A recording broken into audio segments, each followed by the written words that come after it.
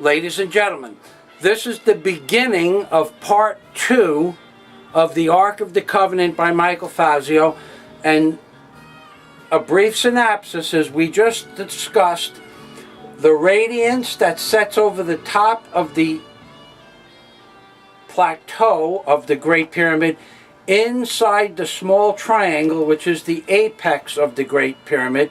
That is the radiance of light in the form of a glory. That's a glory. And this is the opposite of a glory in one respect, in that this is a nuclear detonation.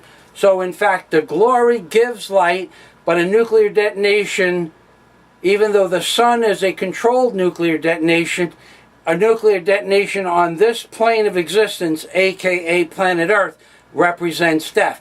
And this is how the pictographs work. There is the giver of life in what I call the God pod, and I will show you the God pod because this is the first time I am mentioning it. This is the God pod because everything inside the God pod represents life. So the Great Pyramid and everything inside the spherical nature of the compass that encapsulates the Great Pyramid is the God pod. Everything that is encapsulated by the compass that encapsulates the eagle and this nuclear detonation is known as the evil seed of death. These are chapters in my book, The God Pod and the Evil Seed of Death. And if you go to angelsontheark.com, there are 5 buttons. You can press any one of the 5 buttons to review 5 chapters, and the evil seed of death is the bottom button, denoted in red, and you can read about the 13 evils that exist inside the evil seed of death. Now, to prove further that this entity is a nuclear detonation, we're going to go back to the compass or the God pod. This compass, the God pod, gives life. The compass known as the God pod represents the beginning of an era. It represents the beginning of the era of recorded history for 2 distinct functions in today's society. One of the functions is the Bible. One of the codices that I have discovered that are related to the pictographs on the $1 bill is the Bible. So in theory, we can go back 6,000 years or thereabouts, and mankind was supposed to have been created by this deity called God. It didn't happen like that. But the time frame coincides with the beginning of the Great Pyramid. And there's lots of theories as to why it didn't happen like that or it did happen like that. But I can tell you that the Great Pyramid represents the beginning of a period of history where the Bible starts, and the eagle represents a period in history where our civilized nation, as we understand it, is going to cease to exist unless people understand that this is a far greater reality than they have ever comprehended from my previous videos, or a far greater reality and a far more important reality than has ever been explained to the world before. Because on the reverse of the $1 bill is all the knowledge that is necessary to prove that there is in fact an entity or series of beings, as I call them, that have trickled down through society as a remnant society and have controlled every aspect of all civilized nations throughout all of history, including all of the books in the Bible that are in the Bible, including the books that were removed from the Bible, and including books that were never placed in the Bible. And there are a whole series of books that never made it to the Bible, that weren't removed, they just never got there. And there are reasons for this, but I can't prove any of it, but people know, theologians know that this is the case. Now going back to this pictograph, which represents death, destruction, and the book of Revelation,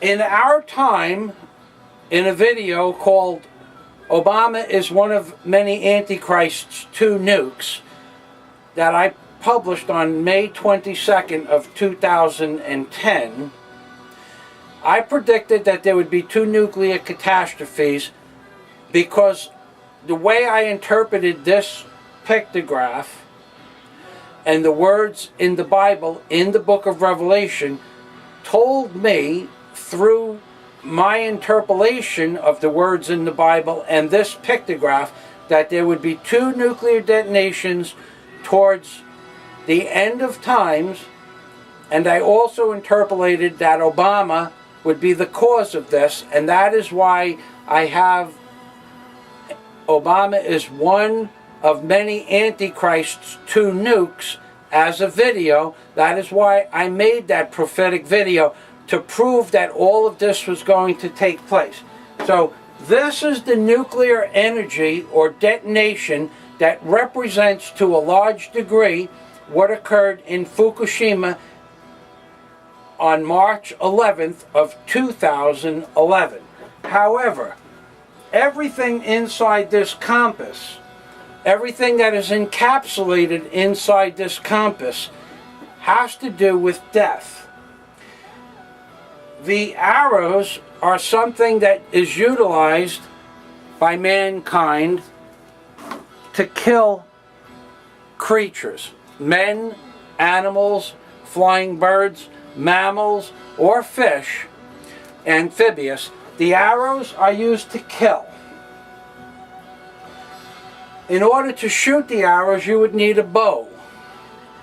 Well, this bough of olive branch is spelled B-O-W.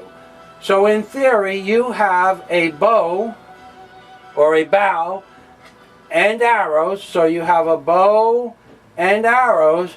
In theory, you have a bow and arrows.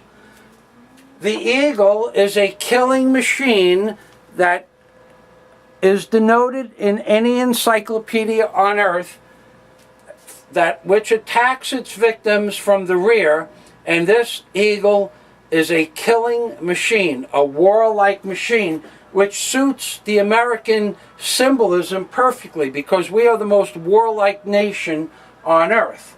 The shield is something that is used in battle to protect the entity that does the killing.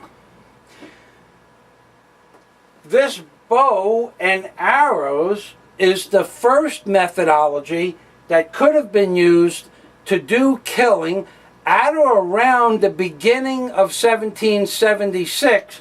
This bow and arrows was the main methodology in which to kill something.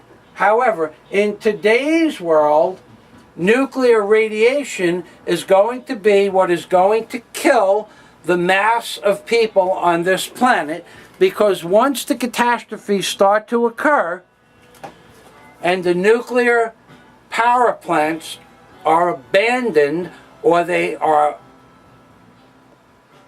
somehow cease to work because of an electrical failure or because of a tsunami, the residue radiation or the residual radiation that emanates from any one facility, nuclear facility like Fukushima, is capable of killing a large portion of the world.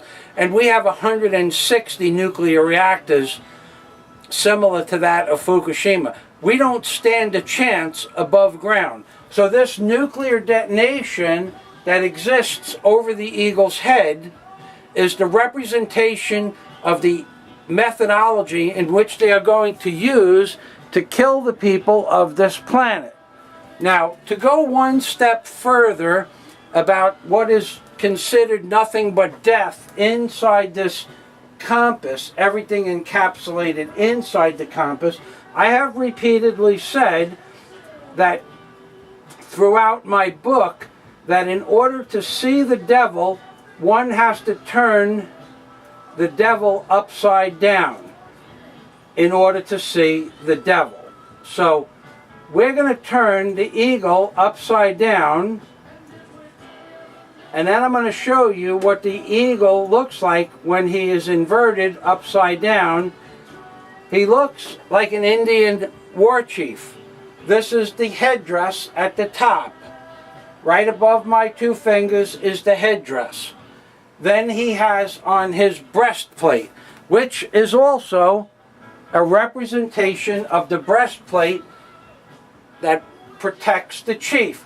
And the chief has a bow and arrows and feathers. So here are the feathers and the war bonnet, the bow and the arrows. And this is the end of part 2, ladies and gentlemen, of The Angel on the Ark of the Covenant by Michael Fazio. End of part 2.